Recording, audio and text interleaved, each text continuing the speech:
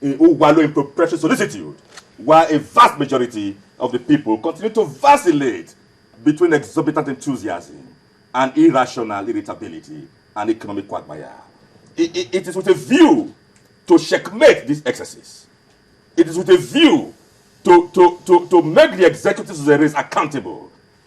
That, above all, was why the National Assembly did what it did. But having shown understanding and having explained the extenuating circumstances why they reached that decision, I want to say that I differ with their conclusions. If you look at the equities, leaving the immunity clause as it is now will still be better for us. And that is because... How can it be better for us? That is because in criminal law, in criminal jurisprudence, time does not run against the state.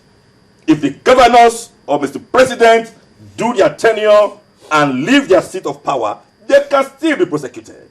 This democracy is still very infantile. If you remove the immunity clause, you will bring government totally to a standstill. How so? You will bring government to a comatose. How? Government will go on vacation.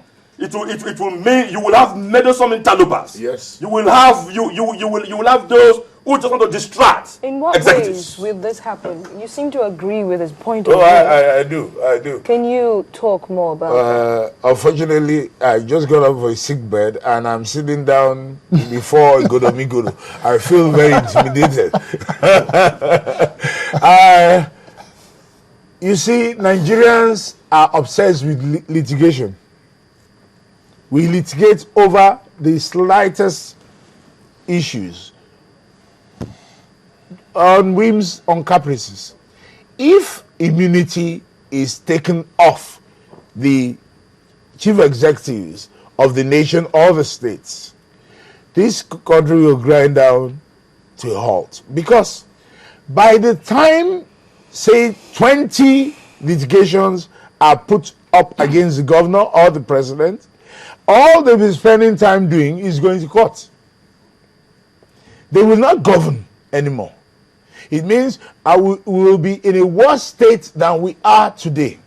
You see, we should not just copy things that are done outside.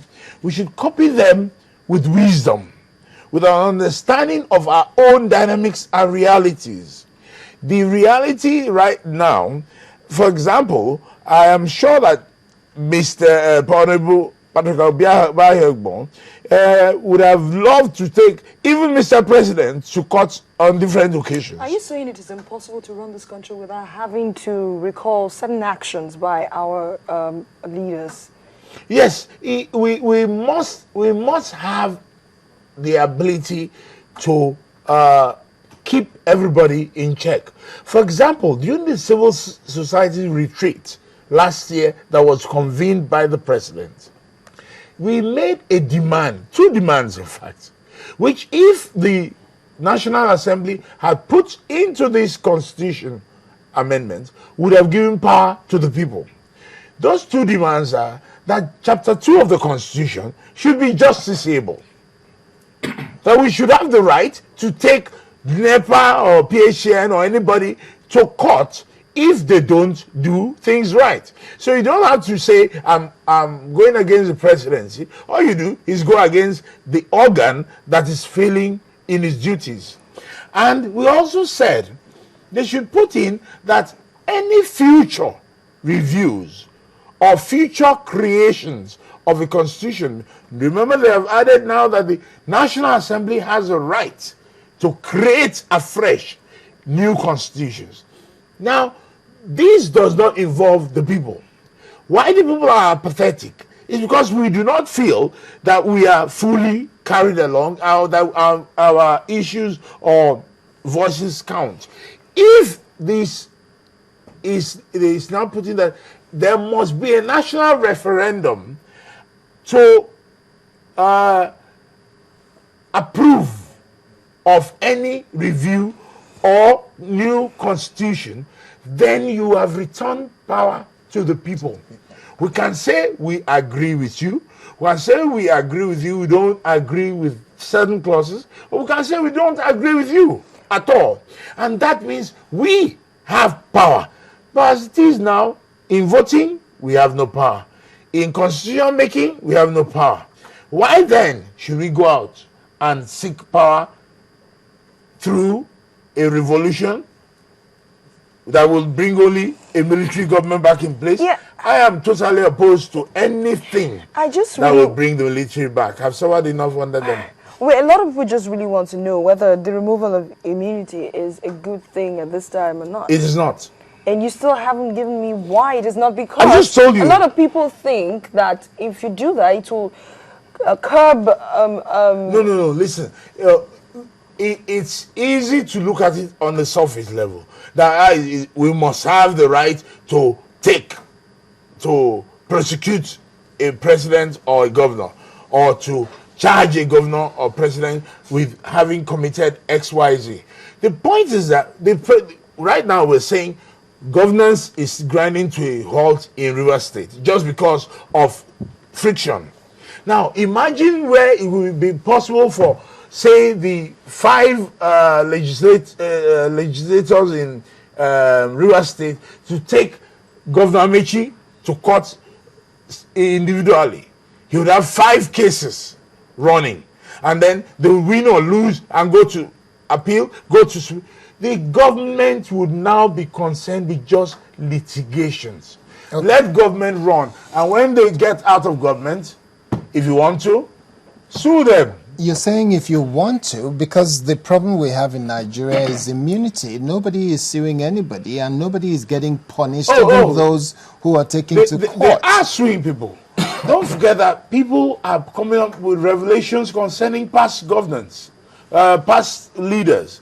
And it is now up to the law enforcement agencies, if petitions are written against, say, the last president, but one, General Olusegun Obasanjo, if they bring out such petitions, the law says EFCC or the police or whichever CPC has a right, has a duty, in fact, to prosecute, to investigate and prosecute where necessary. And if they are found guilty, then they go to jail. Okay. Let me tell you what my take is.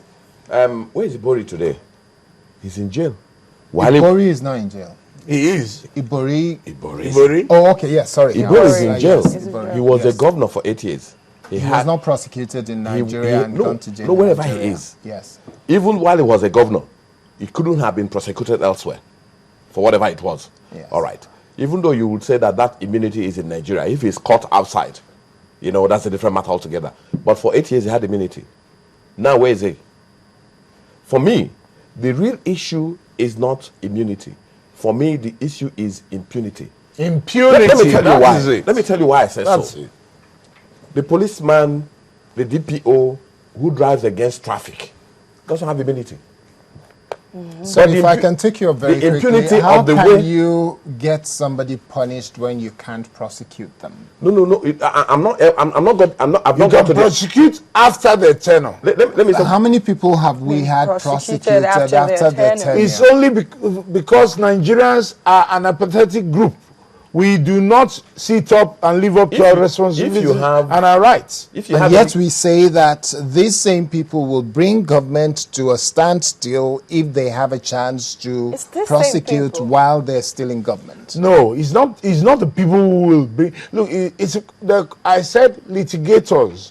Nigerians are a litigations crazy people. But they have not gone But for litigation. no, with when the man governors is that gone. are said to be putting their fingers in the pie. Have you been to the EFCC? We believe that the EFCC is moribund.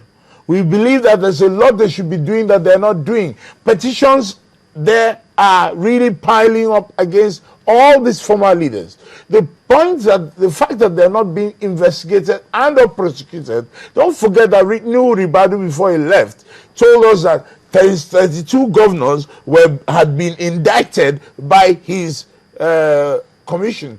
Now, have those indicted governors been prosecuted? Okay, we should And be they're asking the all question. mostly Well, out of office today? we will have to wrap up now. So, Ugo, your final word as part of what you were saying before. Like I said, the major issue we have at hand is the issue of impunity. Okay. Give anybody any